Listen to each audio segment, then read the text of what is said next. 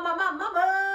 And we call her Fiend because you know she's from Lauderdale. So some folks know her by Fiend. Some know her by Nate's wife, Rome's wife. It depends if we in Tampa. She's also known as Grandma, Ma. You know she didn't let us she would not let our kids call her Grandma. So she's known as Ma by her grandkids.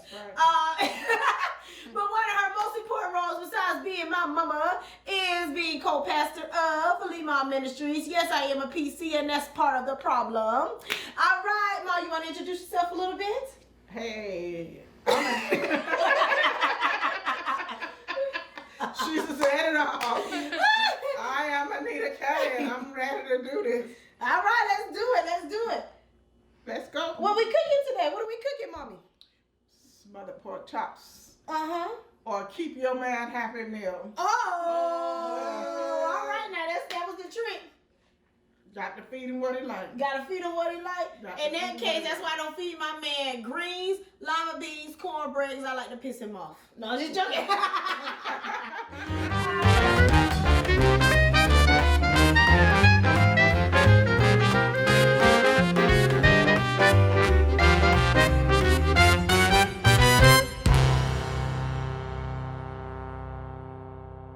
Okay, let's get started. The first thing you want to do is make sure you have some nice, clean, and lean pork chops. Okay. So we have our pork chops prepared, and we're ready now for seasoning.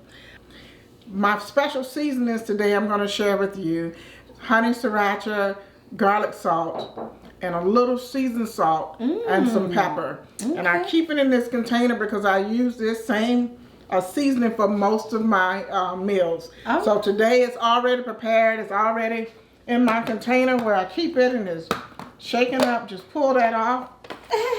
Yeah. Okay. And here I have these lovely seasonings. Look at that. It will smell good, so you know it's gonna just pop these pork chops. So all I do is just take it, and I just season my meat like this. Okay. Yeah. It has a nice color to it. I like that color. Yes, I love the color, and I love cooking with sriracha. It just does something special to the meat. It adds that pop we need. You know and this is honey sriracha. I always do a little rub on my meat. You know, just that little extra touch. Good. Just that little honey extra touch. Okay. Honey touch for a little honey touch for the honey. Just we said the same thing. Don't teach her how to keep your man. All right now. I've had mine for over 35 years. Woo! Just rubbing in that seasoning, baby. She'll know this man a little different now.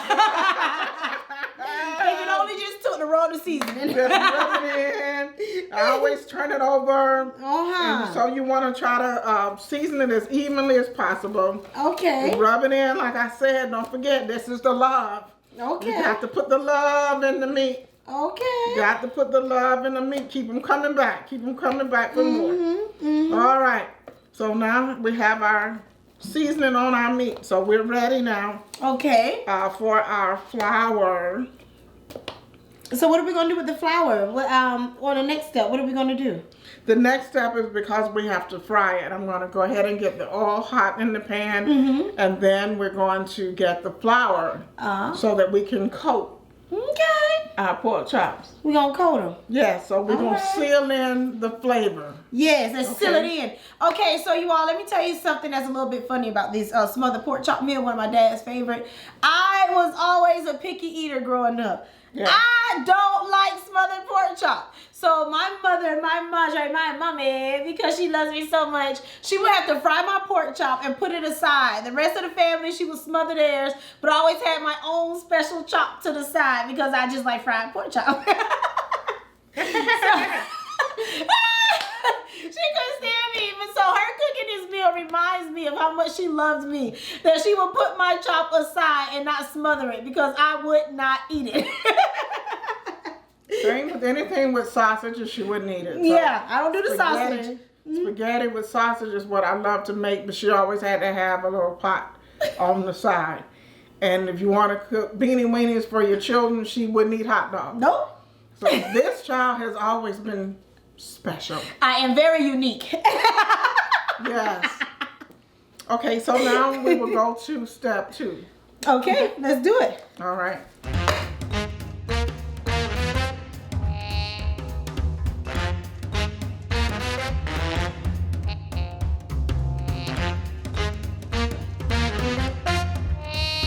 Okay, now we're back. What we're going to do is get ready to coat our pork chops with the flour. So go ahead and put your frying pan on the stove. Put a little oil. I use vegetable oil or whatever oil you choose. And go ahead and put your oil in your pan so it can start heating up as we get ready to coat our pork chops with flour. Okay. Okay, so here we have flour, and I have a pan to put the flour in. And Demetrius, are you going to help me this time? You know, I do a little something. We'll Okay. see. I'm going to put a little flour in the pan. And sometimes you can put a little of the seasoning in your flour if you like. You know, if you just want to give it that extra punch. So here I'm going to put a couple cups of flour there. All right. And just for the sake of our videotaping today, I am going to add just a little bit more of that love seasoning. Yeah, you gotta spread the love. You must spread the love. You must spread the love. You can't have too much. Yeah. So you just want to make sure you don't use a lot of salt because pork is salty by itself. That's a good tip.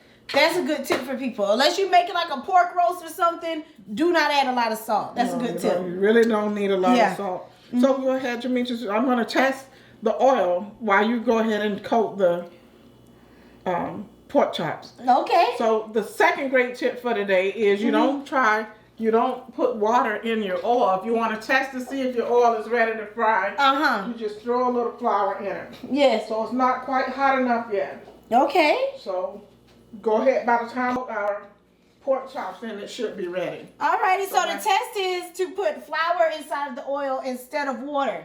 Right. Yes. Just a little flour, and you see how it responds to the oil. Okay. And, well, see, she forgot I knew that because growing up in the house, I put water on the oil fire and I burnt down the kitchen when I was in like 7th grade. So I know not to put water on oil now. I had a real life lesson because Jesus loves me. He taught me everything I need to know. Okay, I'm going to teach you something. Put that pan down and stop shaking it. And put some pork chops in here and use your beautiful fingers and... I have no nails. Okay, I'm getting in trouble. Okay, I'm going to use my fingers. And we're going to pat it down turn it over. Okay. Okay, you just want to get it as even as possible. You can stack them here until... And then we'll just go ahead and continue to coat our pork chops. All right. While we're waiting for our oil to get ready. I'm going to do another oil test.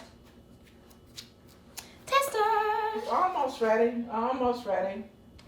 You don't want it too hot, but you don't want it not hot enough. You want to make sure the temperature is right at fry level.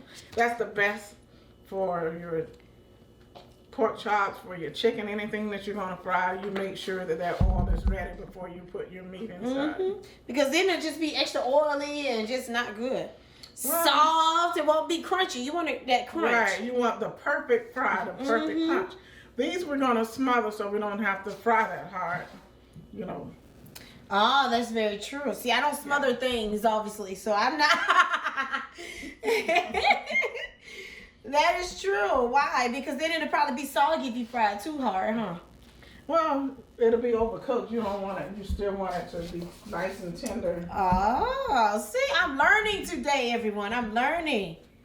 Whew. Still learning, still learning. That's right. That's a part of life. You never know everything. You always learn daily. The second you think you know it all, you should know you're in trouble. Yeah. That's right. Well, that's a beautiful coating that's on our pork chops, so they should fry real nicely. Okay. As soon as our temperature heats up, we'll be ready to put our pork chops inside of our oil.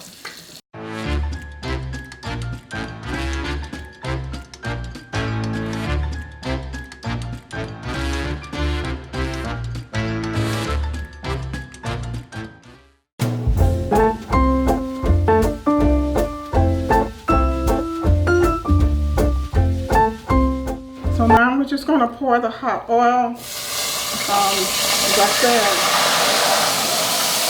be very, very careful. You pour that oil off. And you want to leave a little oil in the pan. Just a little oil in the pan. And that's going to help you make the best gravy. And you want to wipe your pan and make sure you don't have any oil on the bottom. You don't want to have a fire.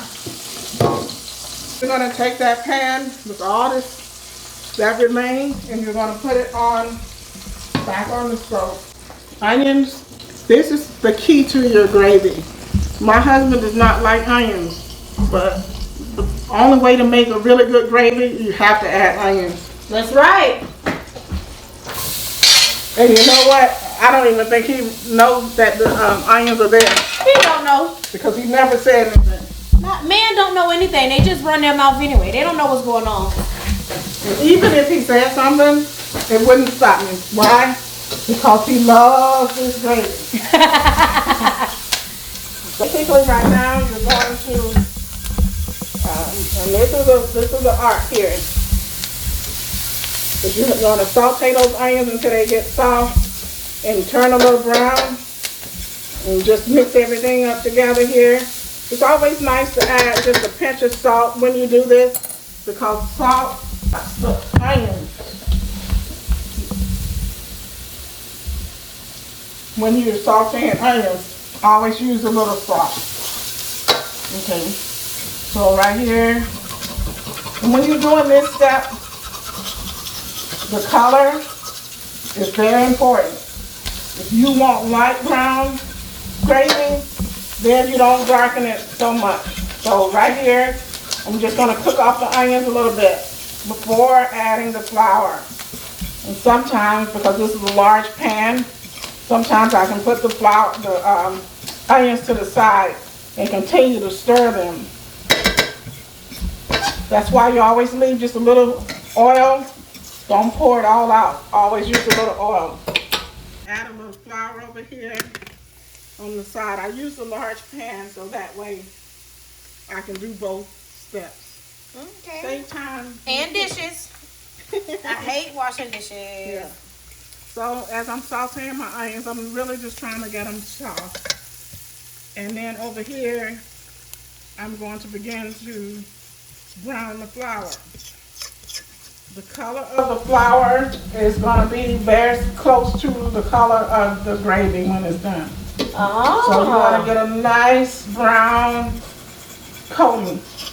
And remember, because we fried pork chop and we coated those with flour, you don't need to use a lot of flour because that flour is going to cook off. Oh, okay. So that's another tip from my Kelly's kitchen. Okay. It's going to be add a little water. So before I do this, I usually make sure that I have some water close by. It smells so good in here. Oh my gosh. Got your onions going. You got your... Making gravy is an art. It's a skill not everyone can acquire, but if you follow this, hey, this how you keep your man. The best gravy, and you keep your man. This how you get a man, keep a man, or take a man. This it right here. Yeah.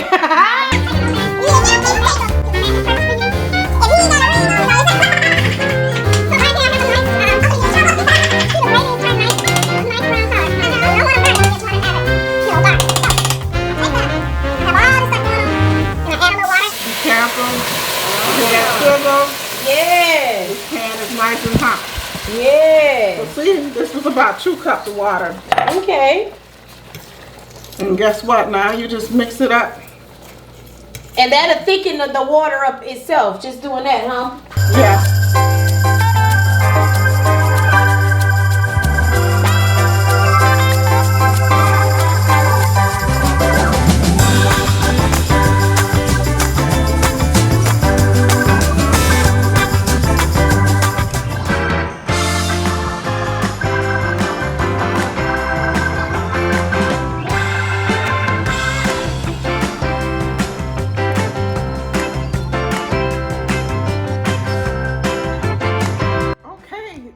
Now completed our smothered pork chop dinner.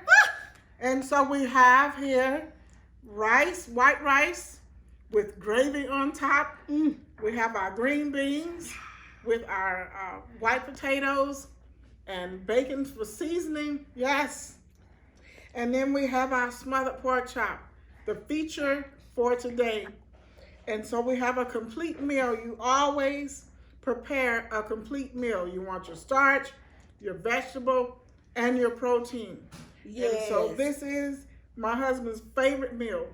And so I always want to make sure that it has everything that he loves, so that he would be very satisfied with his meal. So, okay, now we go look at Jake Cal's plate. And because sometimes you have special guests that she does not like her meat smothered, meaning cooked in gravy. So, so I just fried hers. I fried it a little longer than I did the pork chop that actually went in the gravy, because you don't want it overcooked. And so she does have gravy on her rice and her vegetable. Yes. Thank you so much for allowing me to show you my man's favorite meal. Oh, you know, Mommy, anytime. As your favorite daughter, anything. Janae's gonna have a fit when she is that. Alrighty, so yes, I'm excited. This is my roots. So my mother's a part of my roots. She taught me how to cook when I was a little girl. I used to stay in the kitchen. She used to let me be experimental in her kitchen and waste her seasonings, because that's when Food Network was actually about cooking. So we had Emerald and Mario, and we had shows to actually watch. So I would go and try to recreate. And yeah, I used to have a lot of fun. I was a seasonologist. I made up that word. Yes, I did. But I was that at a very young age. But she let me experiment in the kitchen and just have a good time. So she's a part of my roots. She taught me as well, but she also let me experiment and do a bunch of nothing and wasting. I'm a part of her roots. I am her roots. She's a part of my roots. So now we're going to taste this luscious meal. Mm-hmm. Are you ready, Demetrius? Of course I'm ready. Okay, let's do it. Okay. I love rice. I love meat. We are not vegetarian or vegan here. My daughter's pescatarian all on her own. She's so strong. Pescatarian, I'm sorry. I don't say Presbyterian is a religion. Yeah. My daughter is pescatarian all on her own. She's so strong. Okay, this is the inside of this delicious pork chop. That is perfect. I am about to devour. I hope your mouth is watering. Watch this. Make you want to slap your daughter. No, she didn't. She's a pro at that. She's done that many times. Many times. Seasoned to perfection. Yes, it is. You don't need salt and pepper on my table. No, that's disrespect. This is your girl, J. Kels, and my moderate, Miss Anita Kelly, a.k.a. Fiend Grandma Mommy Co-Pastor. I want to thank you again for being featured and being a guest on my show, Home Cooks Do It Better, where we specialize in all our wonderful home cooks.